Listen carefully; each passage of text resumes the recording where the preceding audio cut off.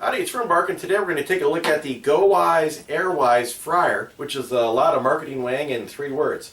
Anyhow, what we got here is an air fryer, and got this particular unit because we were interested in doing some air frying, and I really like the simple 2-knob control. They're super simple. On the bottom you have a timer, and you just twist it to whatever amount of time you want, up to a total of 30 minutes. And then the top is your temperature control, and it goes from 175 to 400 degrees. Now, this temperature control is probably my singular beef with this unit because, as you can see, the temperature range only uses 1/4 of the dial. And they've got the temperatures at 175, 250, 320, and 400. And this dot right here is actually like 360 degrees if you assume that it's halfway between 320 and 400.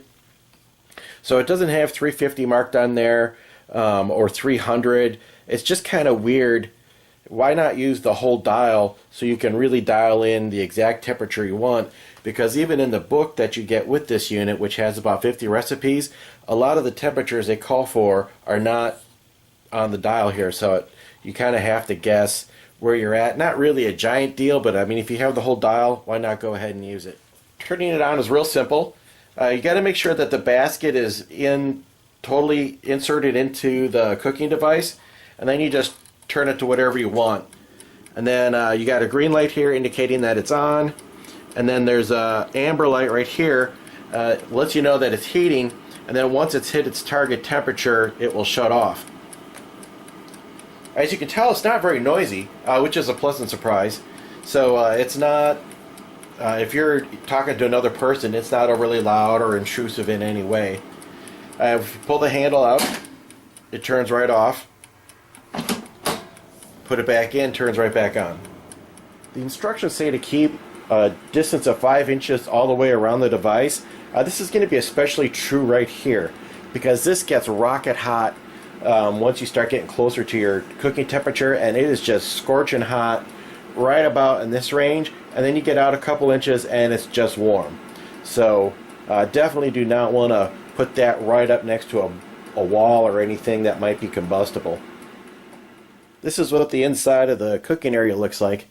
It's pretty deep, and you got a kind of a perforated inside container, and then you have an outer bowl that's going to trap any oils or juices that fall out. It's a non-stick material. I don't think it's Teflon, but I haven't had any trouble cleaning out stuff that's been in there. And I've cooked 2 or 3 things with cheese, and the cheese goobed out and got onto the inside and baked on there pretty good, but I mean, it just popped right out, and cleaning, not a big deal. There's a button right here. You got to be careful when you pull this out of the cooker that you don't put your thumb on it, because if you hit the button, that will drop down, and this whole business is piping hot when you pull it out of the cooker.